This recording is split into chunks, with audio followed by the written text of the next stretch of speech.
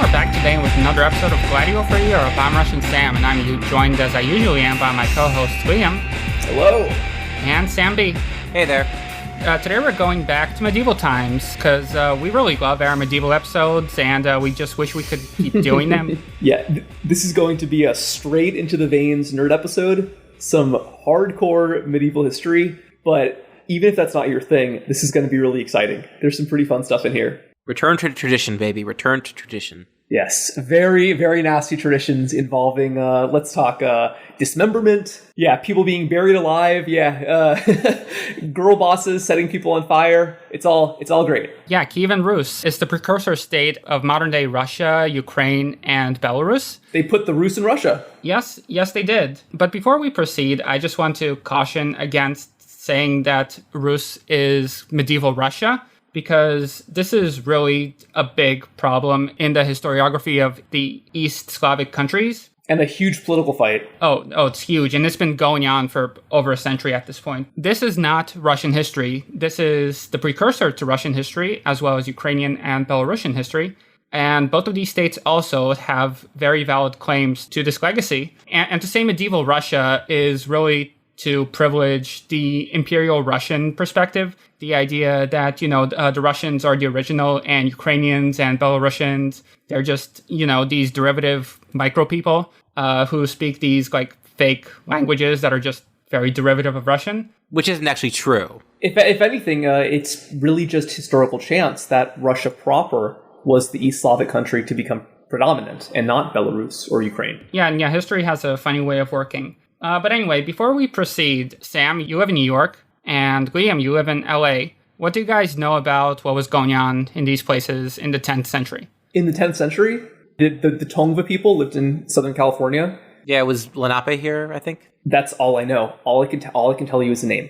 Yeah, I know that the Lenape lived in the Hudson Valley. Yeah, that's all I know. Just Lenape. Don't know much about their history, frankly. Or at least I don't know their history in the 10th century, I would say. Yeah, this is a very common thing for Americans, especially because our country is relatively recent in the grand scheme of things. We basically genocided the people who actually have a longer history over here. So history going this far back, it just doesn't seem very material to us. Well, if you go over to Europe, if you go to a country like England, for example, I'm sure you'd find that the average English person knows much more about what was going on in England in the 10th century than the average American knows what was going on here. Yeah, I'm sure, people in England, they might know something about the Vikings. They'll probably tell you the name Alfred the Great, but that might be it. Yeah, they might know a ton, but once you go, especially as you keep going east, it becomes more important and more real. Especially in countries that only became independent in the last 100 or so years.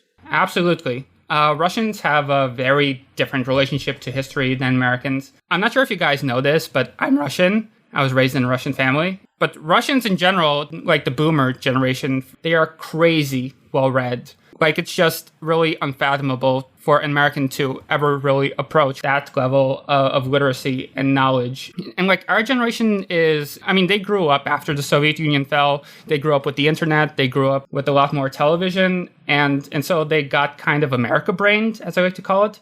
But yeah, for people of my parents' generation, you have people going back and reading works of history that were written all the way back in the 18th century, just reading these people like Lomonosov and Tatishev. Whereas Anglos, they don't really know history books that old, really. We sort of know about, Rome and Greece. And we might know Gibbon's Decline and Fall of the Roman Empire. But we don't really, aside from that, read any other historical writers from the 18th century. And this is really what, in as much as a national ethos can be said to exist in a generalizable way, the Russians are a deeply historical people. Right, and I think that in particular, medieval history is a lot more present in the Russian imagination and in the Ukrainian imagination and in the Belarusian imagination than it is for Americans or even Brits. Absolutely. Yeah, and I think that part of the problem with people reading medieval history in places that actually have medieval history is that,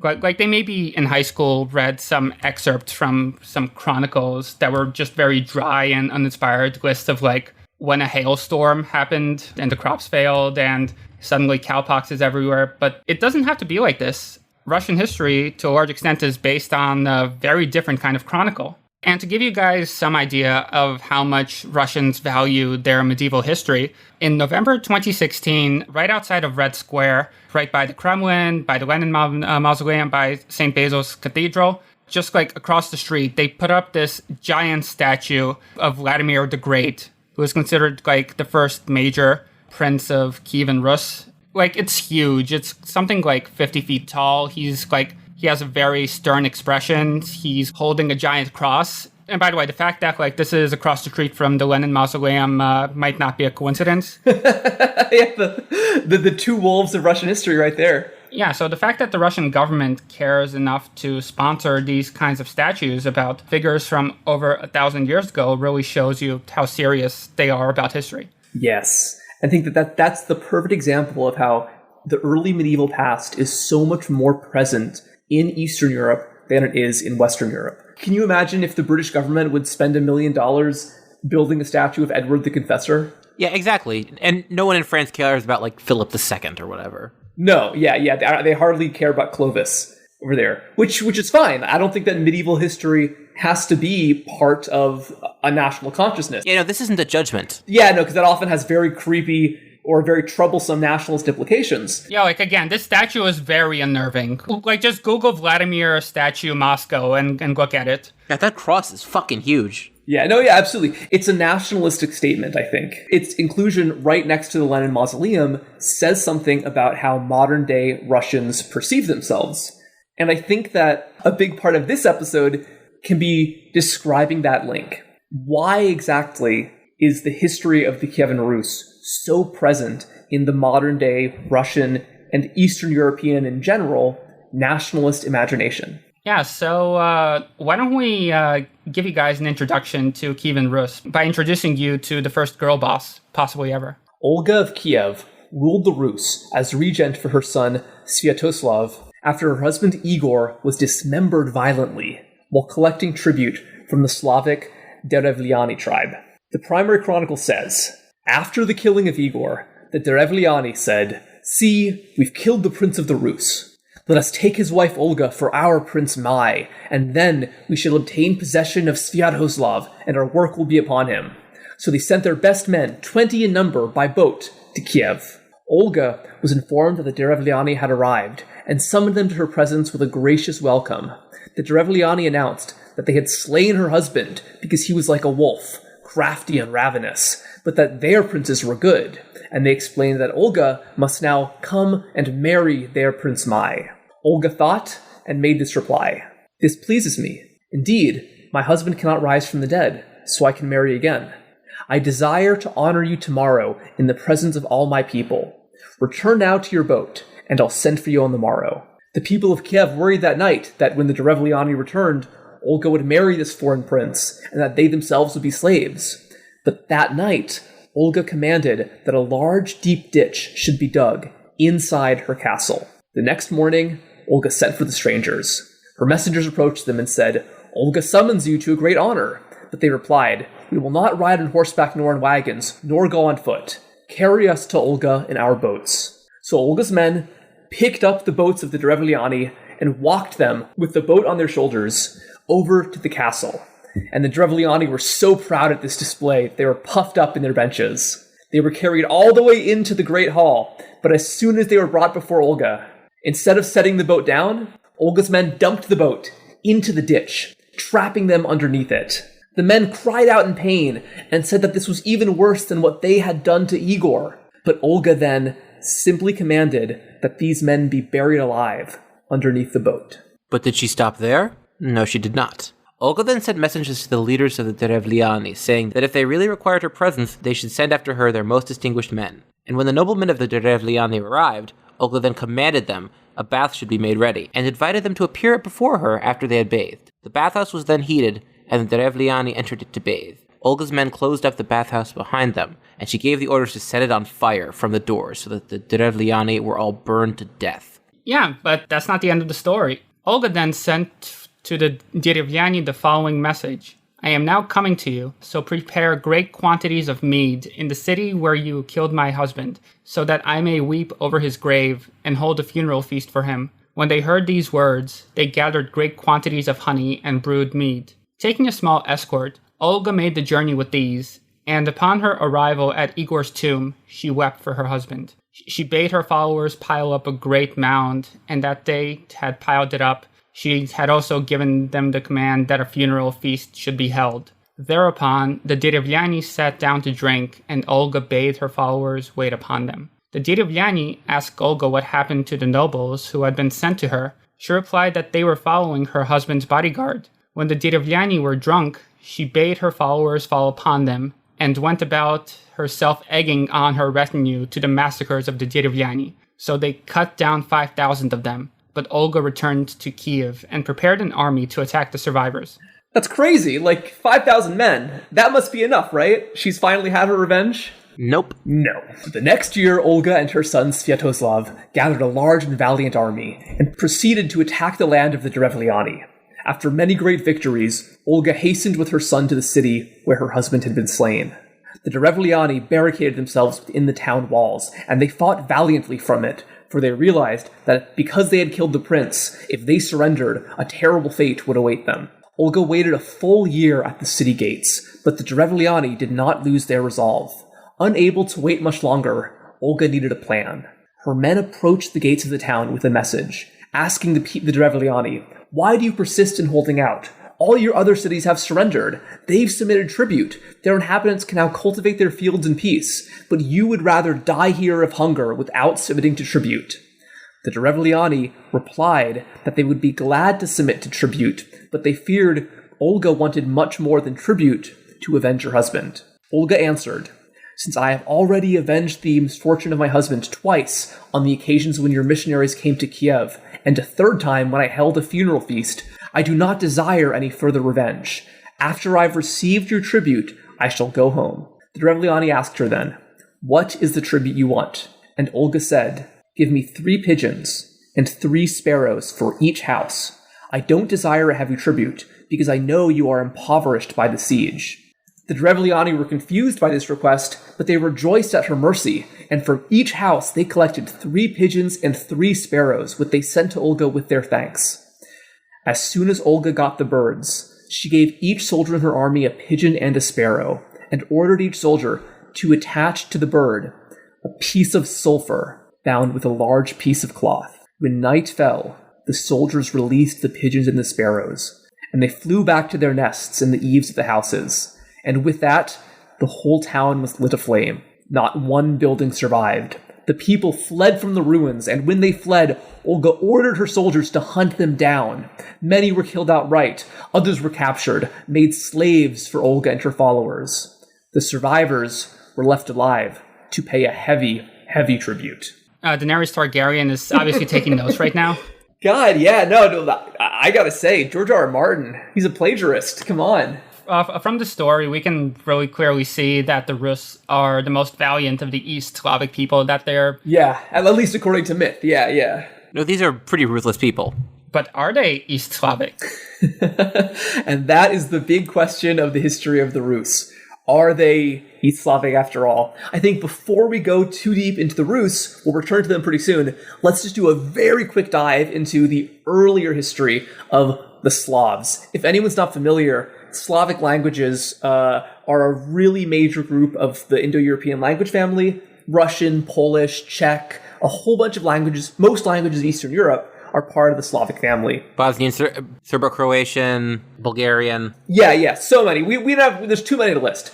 But interestingly, these languages weren't spoken in their current locations until relatively recently on a linguistic timescale. Really, until about 1,500 years ago, the Slavs were just a tiny blip on the map of Europe. Today, Slavic peoples live in roughly half of the European continent, and also, because of Russia, all the way east to the Pacific Ocean. The first record we have of potential Slavic people are this group called the Veneti, later known as the Wends, if you want to read about this, Russian Sam. We're coming back to Tacitus. We're coming back to Germania.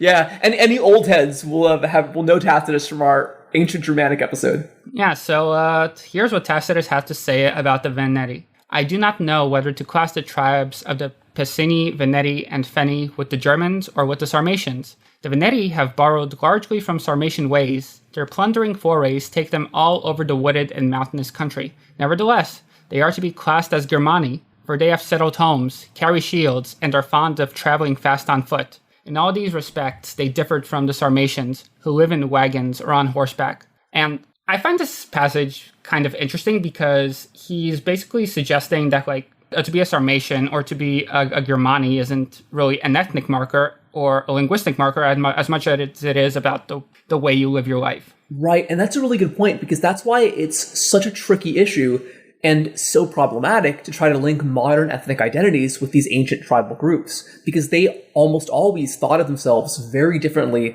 than their modern descendants might think of themselves. I think we should also point out that he keeps mentioning the Sarmatians in that quote. If anyone's not familiar, Sarmatians, who were basically a type of Scythian, if you know that name, they were these nomads who formerly lived across much of Russia and all the way into Central Asia. And although they aren't really around anymore, except for a tiny group in the Caucasus, they actually spoke a language closer to Persian than anything else, which is interesting. Wait, are they the ancestors of the Ossetians? Ossetians, yeah, that's right. They're still around, at least in some places. Yeah, they still speak their language. Yeah, but they used to be all over Russia. And the main change was that the Slavic peoples moved in. So like I said, the Slavs went from being a tiny blip in Northeast Europe to to settling across like 50% of Europe today. And all the way to the Pacific. All the way to the Pacific, yeah. The ancient Slavs were probably closest to the Baltic peoples, like the Lithuanians, but they pretty quickly started expanding elsewhere. Yeah, it's an insane amount of spread. Yeah, they pushed into the land of the Scythians and Sarmatians, and I'm hoping in the future actually we can do an episode just on the connection between Slavs and Scythians, because it's pretty interesting. But in any case, the Slavic migrations totally changed the linguistic, cultural, ethnic map of medieval Eastern Europe. A big focus here was that the Huns had previously moved through, and when the Huns left, the Slavs were able to pour in.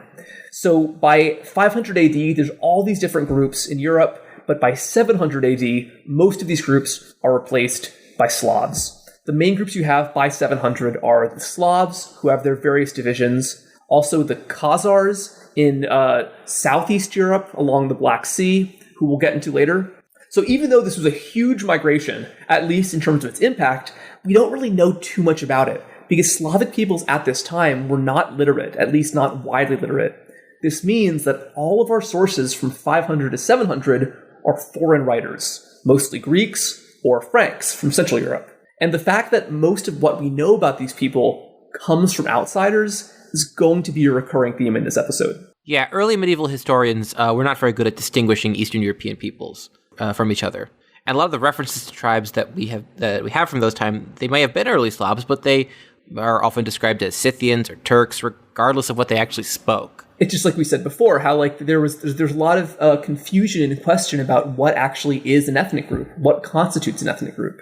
Exactly, yeah. There's a lot of references to different and probably overlapping groups like the Abotrides, the Vens, the Lekites. Yeah, and the Vens, as we mentioned, those are the ones that Tacitus noted before. So that's one of those possibly overlapping ethnic labels that comes up again and again. Yeah, who were this tribe that invaded the Byzantine Empire, the Eastern Roman Empire, in 518, which would mark the start of a 1,500-year-long Slavic presence in what's now Bulgaria. And then eventually the Antes would become a vassal tribe of the Byzantines, which is basically the same thing that happened to the Goths a century earlier. But the most important Slavic group to enter this historical record would have to be the Rus. Yeah, so what do we know about the ancient Rus, and how do we really know it? Well, what's funny, one thing that a lot of people listening might know about the Rus, which is going to be a main point of contention in this episode, was even though they were an East Slavic group, did they have Norse origins? Just spoiler alert, the answer is yes. The question is, to what extent was this Norse origin important? But the cool thing is that the word Rus most likely comes from the word roa, which was the Norse word for rowers, which is kind of funny. And there's some Norse sources that mention Rothsmen who went all the way east into continental Eurasia. And a lot of these guys were presumably never heard from again. And the original pronunciation of Rus is closer to Ruos. Vikings love to row, and raid territories, as we went over in episode 15. Yeah, Last Kingdom, yeah.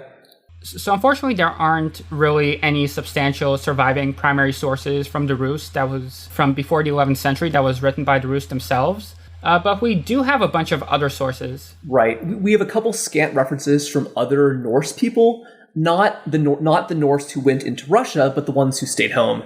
So there are some skaldic poems and all that discuss people who went east, the eastern route.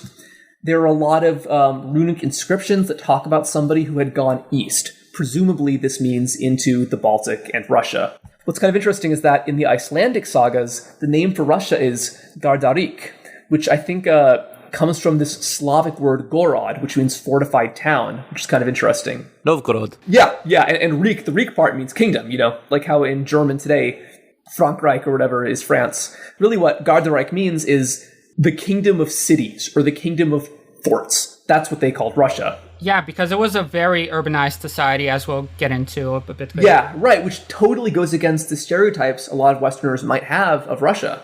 The fact that it was not this, totally rural plain, it was actually very developed, probably more so than much of Western Europe at this time. Another kind of funny name that that some Scandinavians used for Russia was they actually just called it Greater Sweden. Because from their frame of reference, if you're in Denmark, Sweden is the easternmost thing you know. So anything east of there is just Greater Sweden. And I think that's kind of funny. Well, the Swedes continue to harbor those ambitions all the way until the 17th century, so... Oh, yes, that's true, yeah.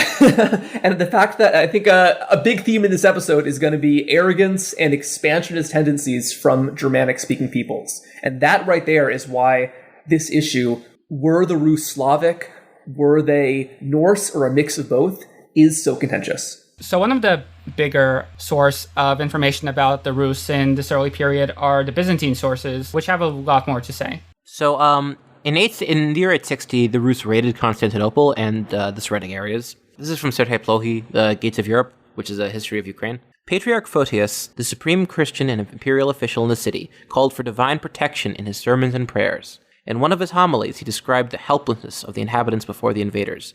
The boats went past the city, showing their crews with swords raised as if threatening the city with death by the sword, and all human hope ebbed away from men, and the city was moored only with recourse to the divine. The intruders were gone by August 4th, when Photius attributed the city's miraculous survival to the protection of the Mother of God. This grew into a legend that laid the basis for the later celebration of the Feast of the Protection of the Mother of God, Pokrova.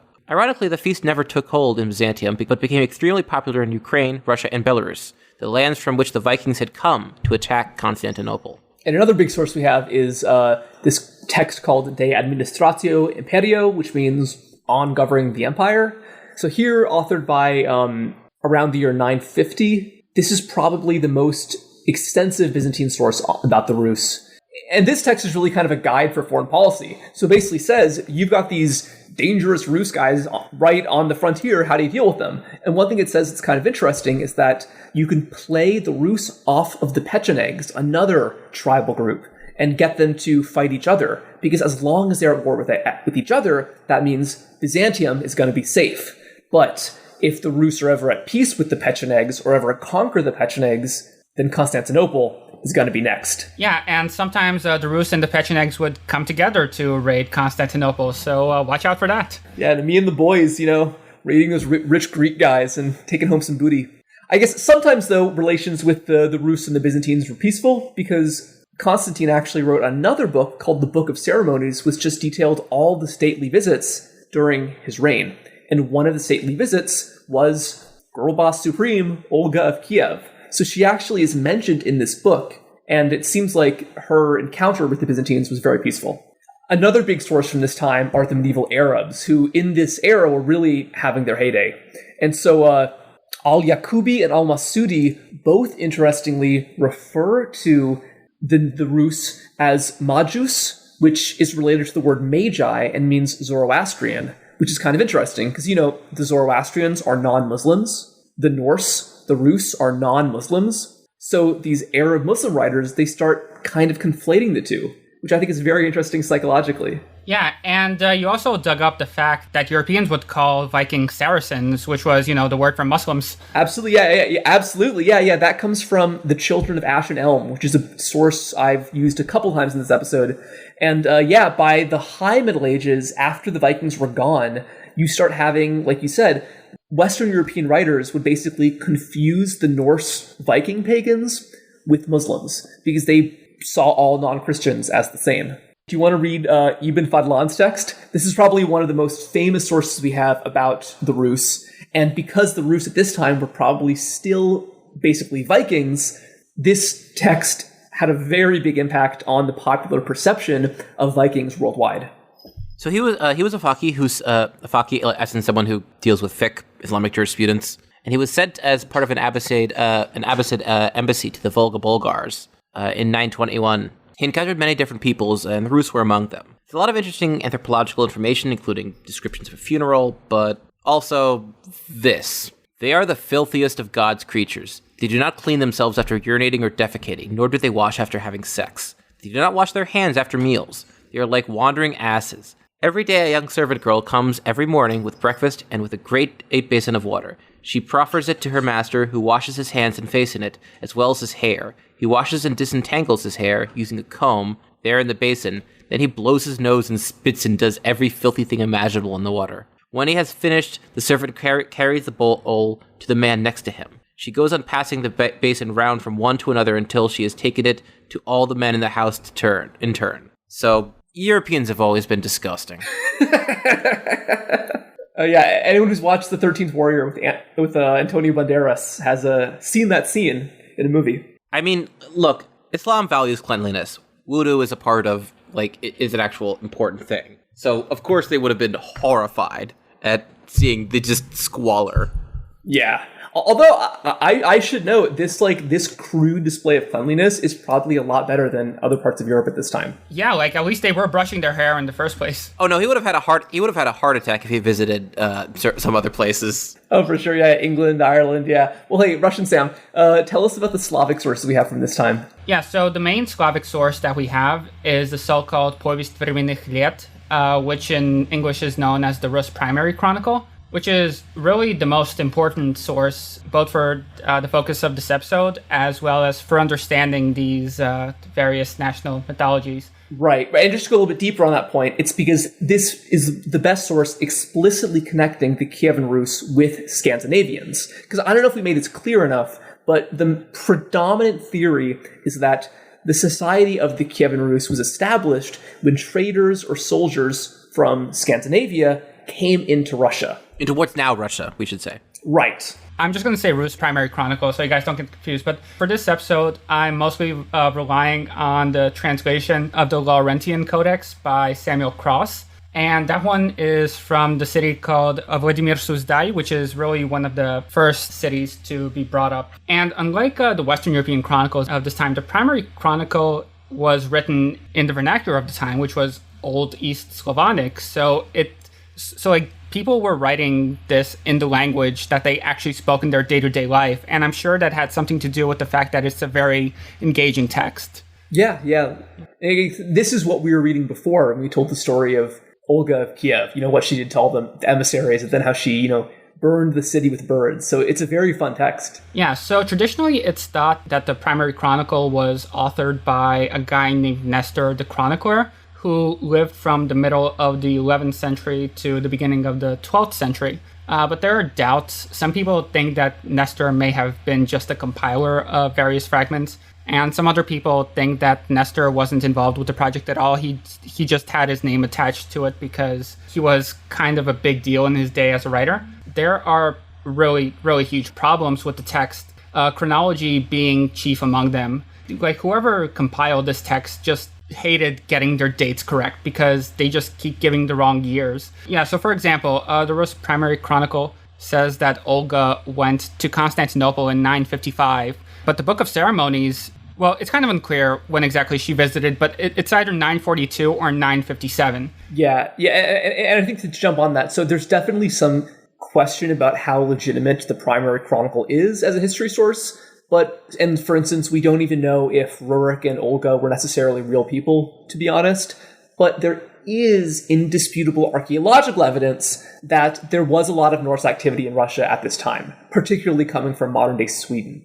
We have a lot of evidence of boats, of Viking artifacts found in modern-day Russia, and interestingly, we also have a fair amount of Russian artifacts found in Viking graves, suggesting that these guys were bringing back a lot of plunder from Eastern Europe. Yeah, and one of the most famous Norse sites in what is today Russia is a place called Staraya Ladaga, which is sort of like right on the border of what's today Finland. Well, it's right next to modern St. Petersburg, right? It's pretty close. It's in the same oblast, so it's probably a couple of hours to get there. Okay. But that settlement was founded around 750. Yeah, which is pretty early. So that's before the Vikings started raiding Britain, even, and Britain's a lot closer to Scandinavia, I think, or about it.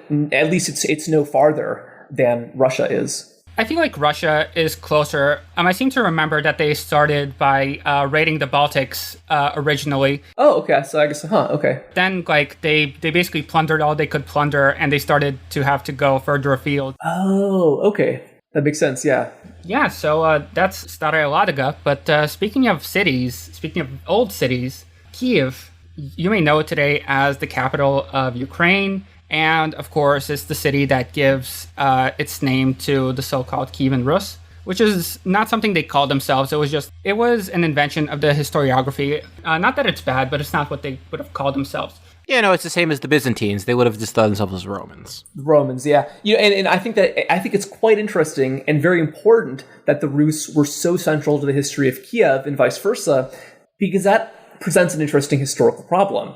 You have Belarus, you have Russia, and you have Ukraine all claiming the Rus as their heritage. But the fact that the Rus were basically based out of Kiev, a city in modern-day Ukraine, might be troublesome. Well, it took them a while to be based out of Kiev. Yeah, because Kiev is it's very far from Scandinavia. It's really quite far down south. They would have rowed all the way up the rivers, like the Dnieper and the Don, as far as they could. Yeah, so back to Kiev itself, it's a very old city. It predates the events that we're going to be talking about by centuries. Yeah, and I think that's quite significant because, like we said, the Vikings called this land the Kingdom of Cities. They were surprised by the level of development and urbanism, which wasn't found in Scandinavia at this time. And I think that's really important to keep in mind as we talk later on about the ways that this history has been abused by people who think that Scandinavians or Germans or whatever are somehow superior to Russians. Or even that there's just this big separation between these people all throughout history, which, as we've shown here, is just not true. Yeah, no, there was a lot of contact during this time between Eastern Europe and Scandinavia. Yeah, so according to legend, and this comes to us from the primary chronicle again, Kiev was founded by this guy called Kri and his two brothers Shuk and Khoriv, as well as their sister Libid. And here's what the primary chronicle has to say about them. While the Palyani lived apart and governed their families, for before the time of these brothers there had already been Palyani, and each one lived with his gens on his own land, ruling over his kinsfolk. There were three brothers, Kri, Shek, and Khoriv, and their sister was named Libid. Kri lived on the hill where the Borichov trail is now, and Shuk dwelt on the hill now named Shukovitsa, while on the third resided Khoriv, after whom this hill was named Kharevitsa. They built a town and named it Kiev, after their oldest brother. These men were wise and prudent. They were called Palyani, and there are Palyani descended from them living in Kiev to this day. And I find the story quite interesting because the three brothers trope is extremely common in Indo-European mythologies and stories. Yeah. Yeah, so for example, in Hinduism, you have the triumvirate of the most important aspects of God being Brahma, Shiva, and Vishnu. And then in the Greek pantheon, you have Zeus, Hades, and Poseidon. The Nordics have the same. Yeah, the Nordics have Odin, Vil, and Ve. And then for more earthly stories, the Goths have an origin story, again involving three brothers named Hamdir, Sorli, and Erper. And of course, finally, you have the famous Slavic origin story of Lek, Czech, and Rus, who basically ended up settling in different places because they went to hunt different animals. And that's really cool. I think the fact that the origin story of Kiev seems to tap into such an ancient mythological tradition might speak to the antiquity of Kiev. Yeah. And also, interestingly enough, there is some evidence that Kiev really was a conglomeration of 3 towns before it became united under one. And another name for Kiev that has survived thanks to Constantine VII says that Kiev, also known as Sambatas, which is, another name for Kiev. And the most common explanation for this is that this is really a Turkic word because, the Khazars ruled this land for centuries. So one hypothesis is that it means strong heights, a high fortress, basically. Right. Yeah, actually, just one quick note in the Khazars, or a couple quick notes right now that we should mention, because they become important to this story, that this is a time when much of modern-day Russia was Turkic-speaking, which is pretty interesting. So there are still remnants of this today with groups like the Chuvash and the Tatars. The Khazars, though, were one of the main groups at this time. Probably the most famous thing, which a lot of you guys listening are going to know, is that they famously converted to Judaism, which is probably the only time, or one of the only times in history, that such a large group of people have converted en masse to Judaism. It was probably only the nobility, but in any case, it was a pretty significant event, and this has led to a lot of very interesting historical discussion and a lot of very wild speculation, oftentimes very irresponsible speculation since then. Yeah, so the primary chronicle says that the people of Kiev paid tribute to the Khazars for a very long time. But there's also an alternative etymology which says that it might come from the Nordic word sambad, which is basically a place where tribute was collected. And I've personally found this explanation very interesting because was there perhaps a Rus Khaganate?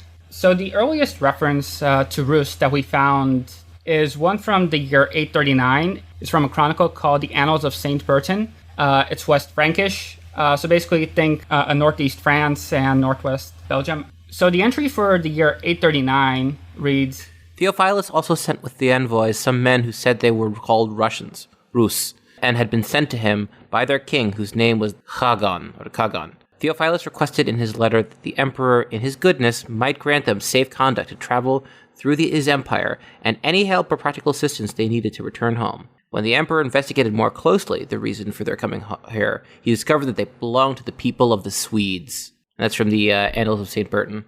And what's funny is that that's probably right, that Sweden does seem to be the primary origin for a lot of the Norse people who went into Russia. So in other words, the Byzantine embassy sent to the court of Louis the Pious included representatives of the Rus who are said to be Swedish, whose king called himself the Kagan, which is Turkic. Yeah, so that really gives you an idea of the kinds of cultural synthesis that would have been happening at this time. It's really, you cannot break this into, these were just this is just the history of Ukraine, or this is just the history of Russia. It's just not intellectually honest. Yeah, no, absolutely, yeah. And what's kind of cool is that the word Kagan, or Hagan, continued to be applied pretty long into modern day history, or at least into medieval history, for the Grand Prince of Kiev. And there's even graffiti in the Cathedral of St. Sophia that reads, God, save our Kagan. So this word was being used by everyday people, presumably, for a long time. In the 11th century, you have a sermon on law and grace that repeatedly talks about our Kagans. And then in the 13th century, the Lay of Igor's campaign, you have many different references to Kagans. Said Bayan, songmaker of the times of old, of the campaigns of the Kagans, Sviatoslav, Yaroslav, Oleg, hard as it is for the head to be without shoulders, bad it is for the body to be without head, for the Russian land to be without Igor. Yeah, so there you go. 3 princes of Kievan Rus who get called Kagans. Yeah, and one other interesting kind of potential Khazar link is that there's this anonymous writer known as the Bavarian geographer who compiled a list of peoples in Central and Eastern Europe around 850-ish. And he mentions a group called the Ruzi, or Rutsi, right next to the Khazars. So clearly, the Khazars and the Rus were in very close contact, even though they spoke different languages and had different religions. There seems to have been a lot of cross-pollination. And if you think that this influence has gone into the dustbin of history, you would be very wrong. So Turco-Mongolic groups generally have these things called tamgas, which are sort of like royal seals, like you put it on stuff to denote ownership. And the national symbol of Ukraine is the trident, the trizub, which was the personal tamga of Vladimir. And fun fact, just something that I found very humorous. I mean, you know how nationalists are. Like, sometimes you just want to have a flame war, just do a little bit of trolling. So sometimes Ukrainian nationalists use the fact that they use the trizub to argue that they are, in fact, the true inheritors of the legacy of Rus. as opposed to the Russians, who basically had their national symbols Mongolized as a result of the Tatar yoke.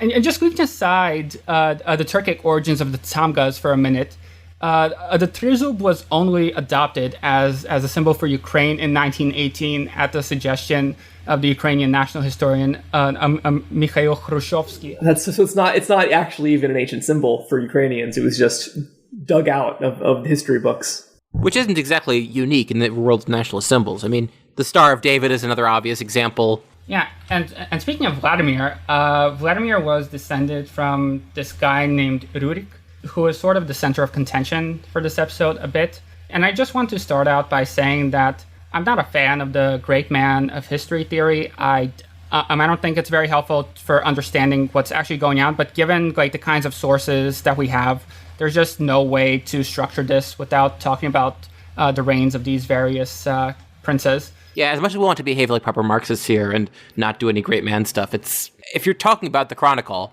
it's hard not to. Yeah, unless you're just going straight archaeology, it's difficult to avoid that. And especially considering that this is something that preoccupies so many people to this day. Yeah, so according to the primary chronicle, the Vikings first made an appearance in 859 when they successfully imposed tribute on the local peoples. But in the next few years... In 860 to 862, the tributaries of the Varangians drove them back beyond the sea, and refusing them further tribute, set out to govern themselves. There was no law among them, but the tribe rose against tribe.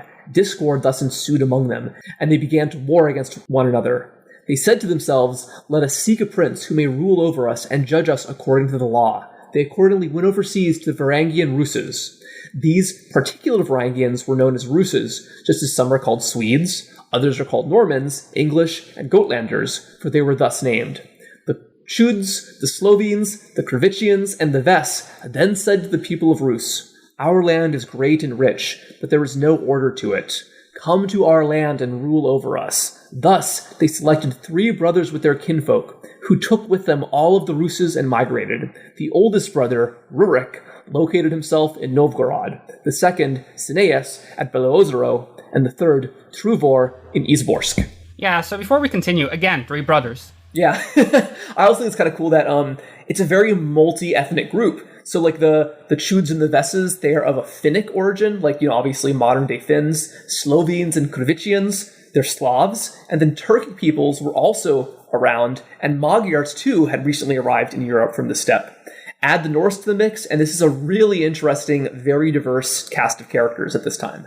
Yeah, so Rurik, he supposedly reigned from the year 862 to 879. By invitation, supposedly. Yeah, what do you guys think of this? Does this sound legit to you? I'm skeptical. I can imagine a situation where there was Norse contact before. There might have been like some kind of dynastic dispute, and this guy swept in to pick up the pieces. But considering the history of Viking settlement and conquest in so many other parts of Europe, I think it seems a lot more likely that there was a violent conquest of this part of Eastern Europe, and later on, historians claimed it was by invitation to make it maybe a little more flattering. Yeah, I would agree. Yeah, and in fact, there's even some question about whether Rurik existed in the first place, because basically the above passage and like 2 more sentences in the primary chronicle, plus maybe a couple more in some of the other variants, these are the only sources we have for Rurik's existence.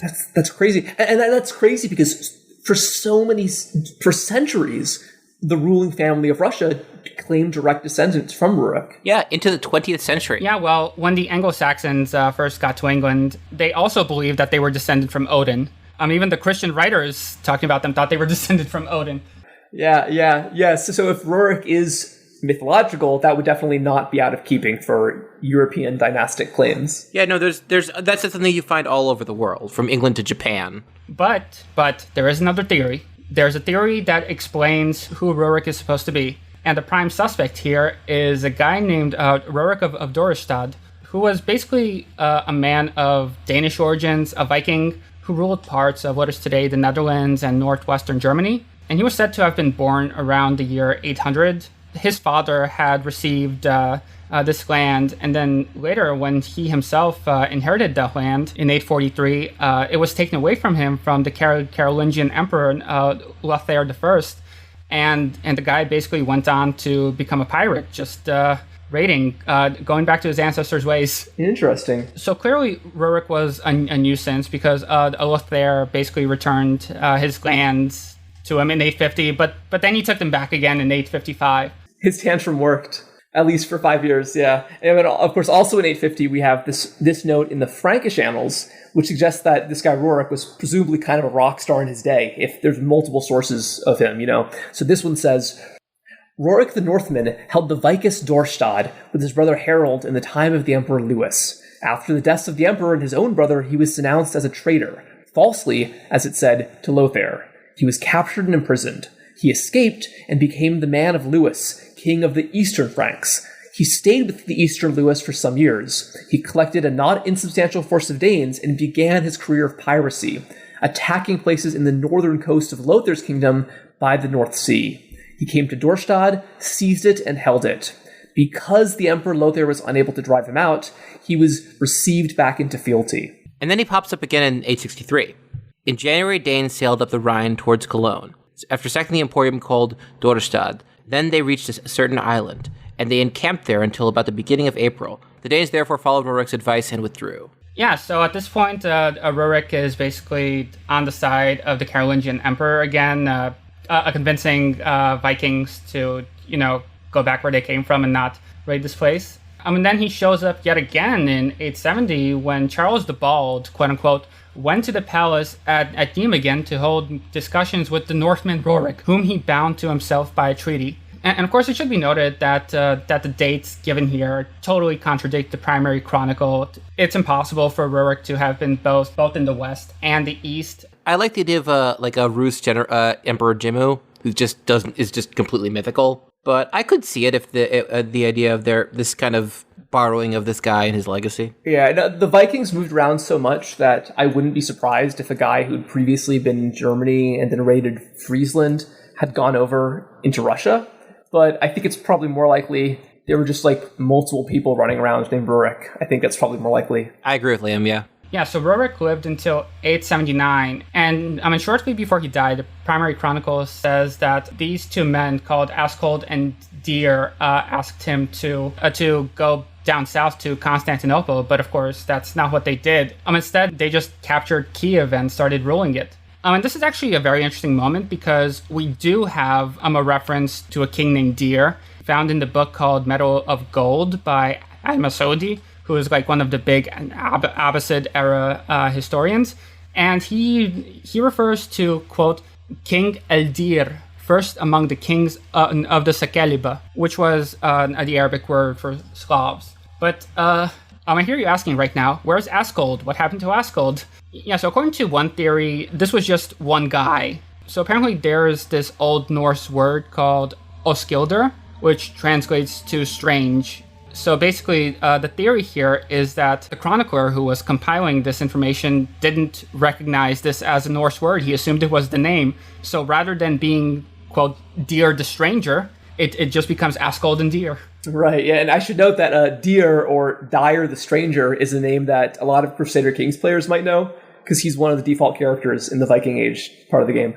Yeah, so Askold and Deer, they're ruling Kiev. They're living it up, having the time of their lives. They took Kiev away from the Khazars. Now the Palyani are paying tribute to them. We should add that these guys are seen basically as the usurpers, right? Rurik was the rightful leader, and then these bastards have come in and taken the city from him. Yeah, and so before Rurik died, he had a relative named Oleg the Seer, or his Norse name would have been Helgi, who reigned from 879 to 912. And the primary chronicle tells us that once Oleg had heard that Askold and Deer are living it up down south and basically, stealing territory from the son of Rurik, who was supposed to actually rule this land, he decides to go pay them a visit, just a friendly chat with some soldiers. Oleg, he goes down south to Kiev. He presents himself as just a normal traveler who is on his way to Greece, and he asks to meet Askold and Deer because he's also a Norseman. And hey, we're of the same race. We should hang out a little bit.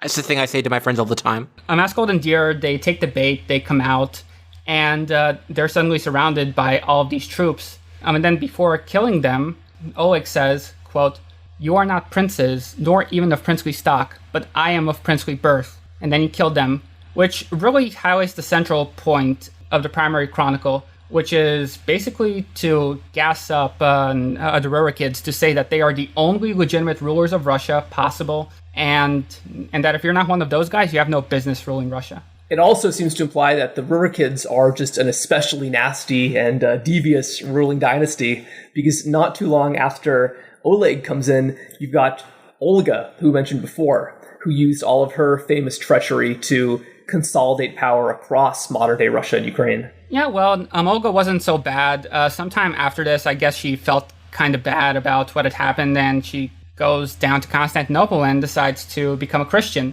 which is why she's currently a saint in the Eastern Orthodox Church. And it's not that that Christianity was totally foreign to this area. In fact, we have some references going back to like the 2nd or 3rd century about Christian missionaries working among the Scythians. Specifically Orthodox Christians, I'm guessing? Oh, of course, yeah, that would have to be, yeah. Yeah, of course, the rest of the Rus wouldn't be Christianized for a little bit later, but before that happens, the Rus go back to Constantinople, this time not as friendly. There's the famous attempted sacking of Constantinople, where all these Viking ships go down into the Black Sea, but Greek fire, they burn up, I think that a famous season 2 of Game of Thrones moment might have been inspired by what really happened here when these ships were burned up by Greek fire.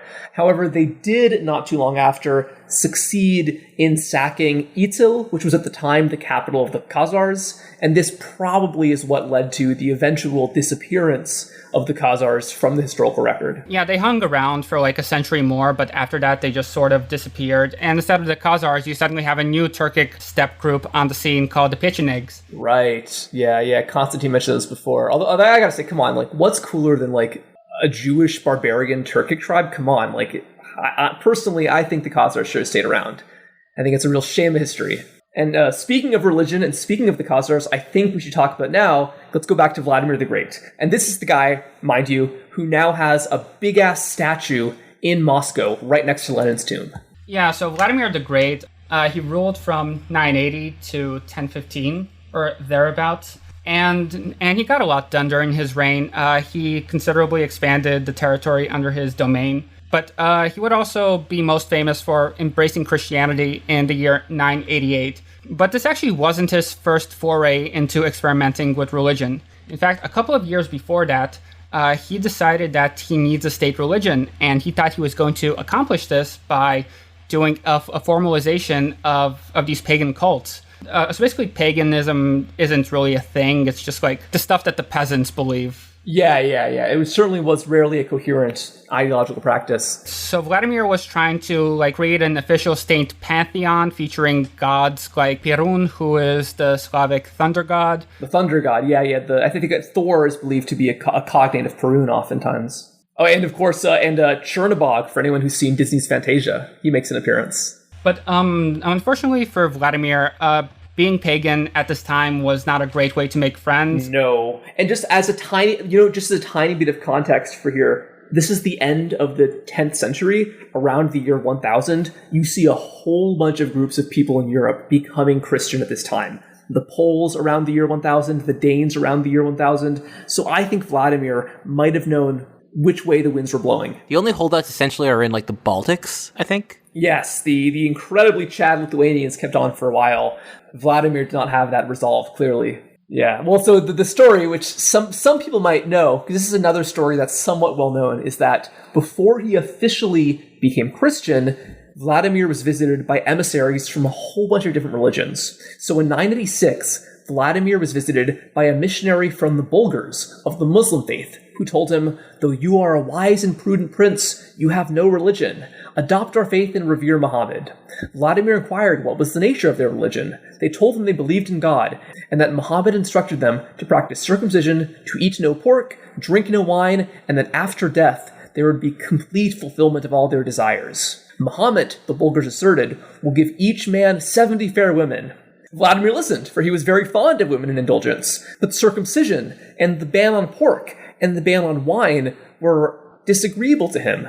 And here, Vladimir said his famous line, "Drinking is the joy of the Rus. We can't exist without that pleasure." That's it, I guess? We're going back to paganism? No, they did not have the commitment to do that. Yeah. Next came the Germans. Thus says the Pope, your country is like our country, but your faith is not like ours. We worship God, who has made heaven and earth, but your gods are only wood.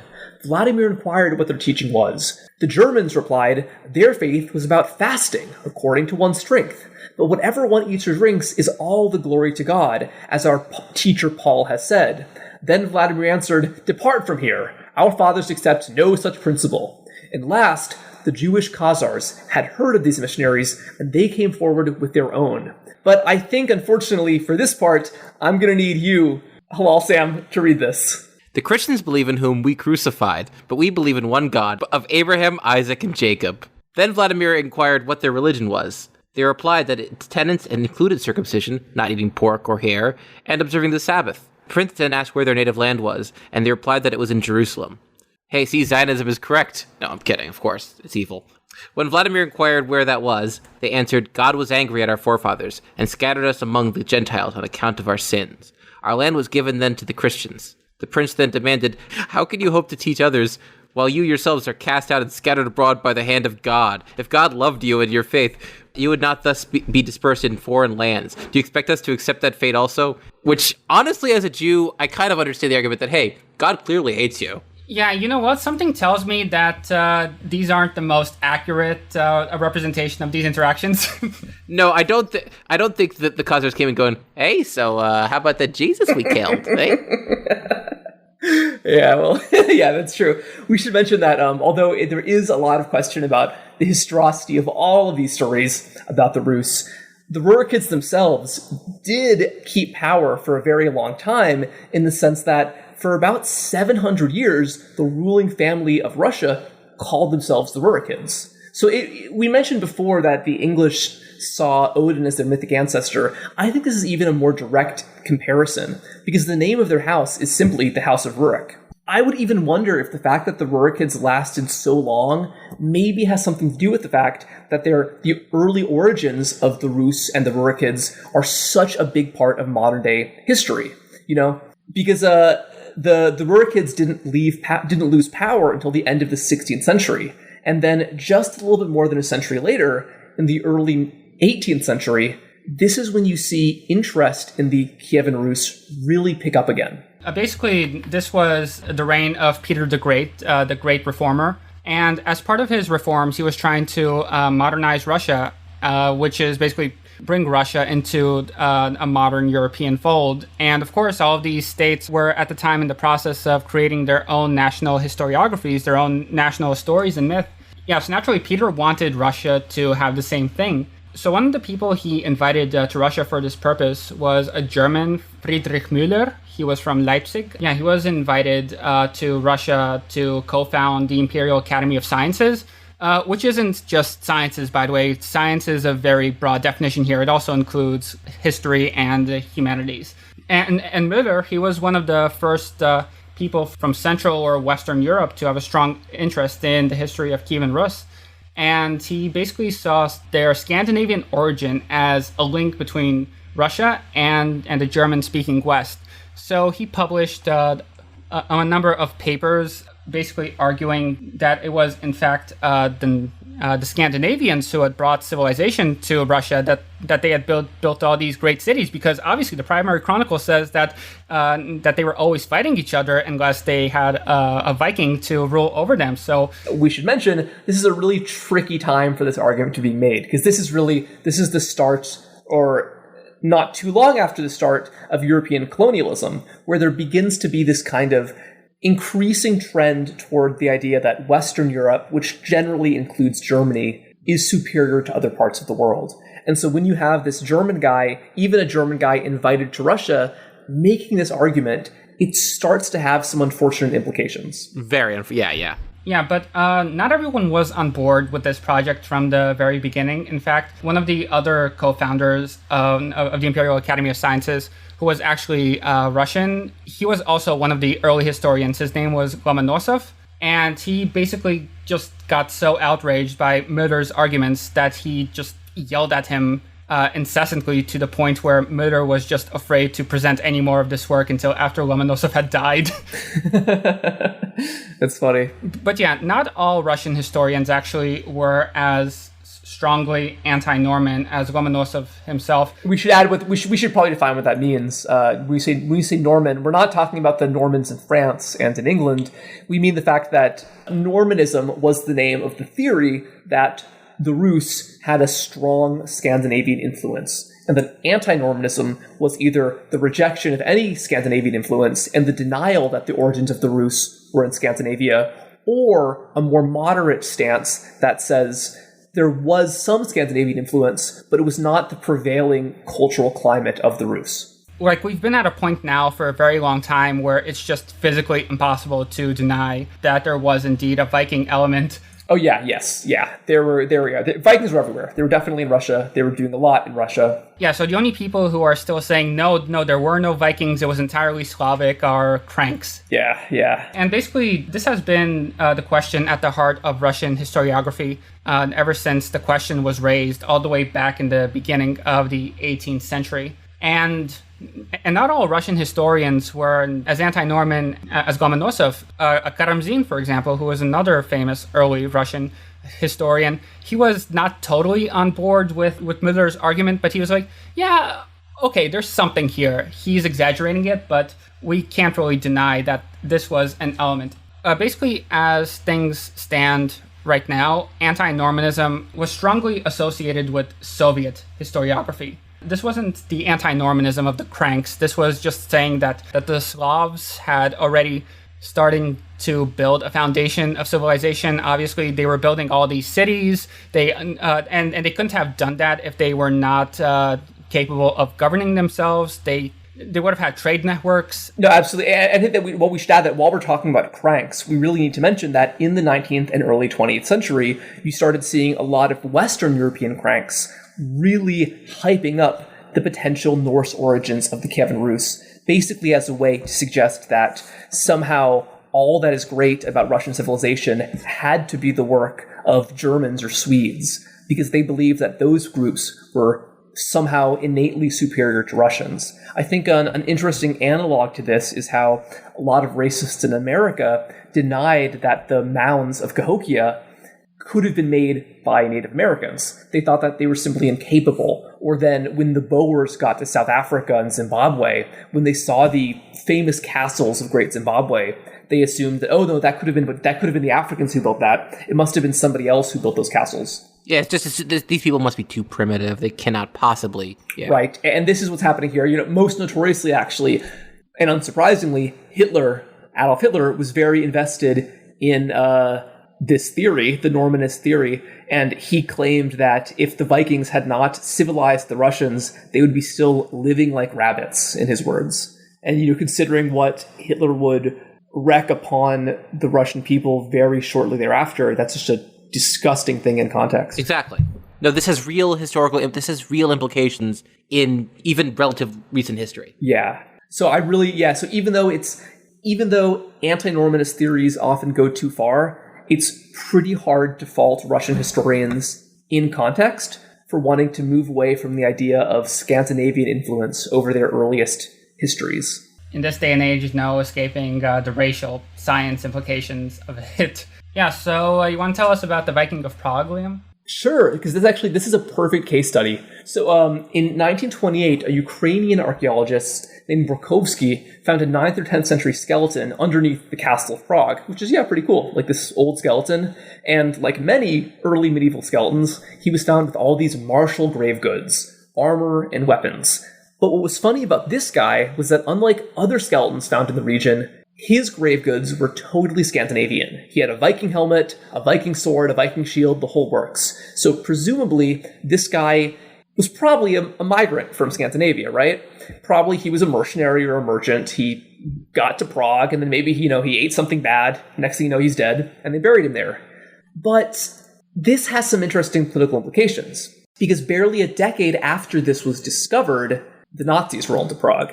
And now, a whole bunch of Nazi archaeologists and Nazi historians start going into the archives, and they learn about this skeleton, and they start getting really interested in the so-called Prague Viking. And a German historian named Lothar Zotz, which I gotta say, if you need a name for a Nazi scientist, it's hard to get better than Lothar Zotz. He declared that the presence of these Viking weapons had actually proved that, therefore, Prague must have been founded or conquered by ancient Germanic peoples. Therefore, there's a precedent for the current Nazi occupation, and that it's only natural for Nazis or Germans to rule this area. And as soon as this happened, Borovsky was actually forced to quit all of his ongoing research that would have basically shown that no, everything else in this site is incredibly Slavic. There's just one guy who might have been from Scandinavia. Yeah, and the really funny thing about all of this, especially now that we have access to DNA sequencing technology, is that the Czech people are basically the same. They have the same ancestors as the Germans. They just happen to have been assimilated into a Slavic culture. Race, ethnicity, these are social constructs. So the Nazis were convinced that different groups were inferior to others, but within the confines of Northern Europe especially, there's really not a significant distinction. But anyways, thankfully, the Nazi reign in Prague would not be that long. 6 years later, it comes under Soviet control. And again, there's a strong interest in the so-called Viking of Prague. But this time, there's a totally different perspective. Because this guy has Scandinavian artifacts that were associated both with the Swedes and the Danes, but also with the Kievan Rus, from the Soviet perspective, this actually suggests that maybe this guy had connections with the Rus, which kind of implies maybe just as the Nazis thought it was natural for Germans to be occupying and wrecking Prague, the Soviets were wondering maybe it's a little more natural for Prague to be in the same sphere as the Rus. This stuff has very clear implications in the modern world. Yeah, no, of course. You find one guy who maybe is from a place buried in another place, and you just claim that, that's your place. Yeah, so it's the year 2021. We've gone quite a long way since the Viking of Prague and whatever the Nazis and the Soviets wanted to make of him. So what was actually the state of Scandinavian influence? What did they actually leave behind? So there's now a general agreement that the Scandinavian element of the Rus was both very large and unusually socially diverse. Judging by the material culture, they appear to have primarily come from Svealand and the Malar Valley, which was the heart of Viking Age Sweden. And despite their significant numbers, these Scandinavian immigrants seem to have merged rapidly with the Slavic population, assimilated in other words. And this transition in material expressions of identity may represent the formation of a class-based community in which the expressions of ethnicity were not prioritized as a means of identifying between different groups. Yeah, the really remarkable thing about the Rus is that even though all of these guys had Viking names, all the way up to Olga, who was Helga, after a certain point, they just started having Slavic names, although actually the names are one of the few elements that kind of stick around. I've come across some guys from like the 13th century who are still named Ingvar. Yeah, some of them, yeah. So, some of these Norse influences were lasting. Yeah, another example perhaps is the institution of the družina, which is sort of like your retinue of warriors. And that very much reminds me of the Norse model, where you basically have a sort of a charismatic personality, and then you have a retinue of warriors. His boys, yeah, his fellows, yeah. And of course we should mention that the influences at this time, they really went both ways. Like, it wasn't simply that this, the amazing Vikings bringing their amazing Viking culture to Russia. You also have Scandinavia absorbing a ton of Eastern influences. One of the kind of most famous influences is that you start seeing Eastern clothing styles popular in Russia, Byzantium, even Iran and the Middle East, coming into Scandinavia. At the beginning of the Viking Age, you see Scandinavians wearing very tight leg wraps. By the end of the Viking Age, they're wearing these big baggy pants, the kind that you might imagine Aladdin wearing.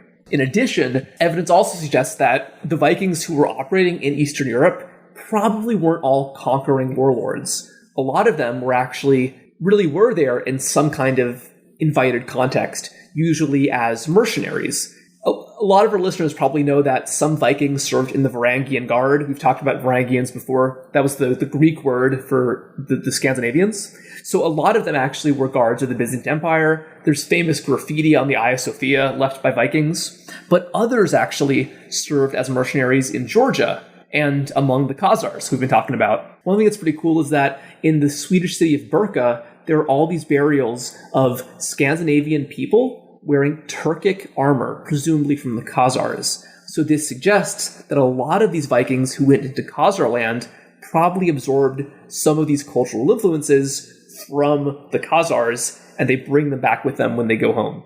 And, of course, the migration of people wasn't unidirectional. You had people going both ways. There was an early Icelander named Geirmund Hjerson, who was the son of a Scandinavian merchant and an indigenous Siberian woman. He's been nicknamed, quote-unquote, black-skinned for his unusual appearance, but there's really no evidence that he would have been seen as a permanent outsider. And he became one of the early leaders of Iceland. Yeah, one other little bit of evidence for foreign people arriving in Scandinavia is that there's the famous Oseberg burial, and that one of the people in this burial is a woman of Iranian or possibly Turkic ancestry, which is pretty wild.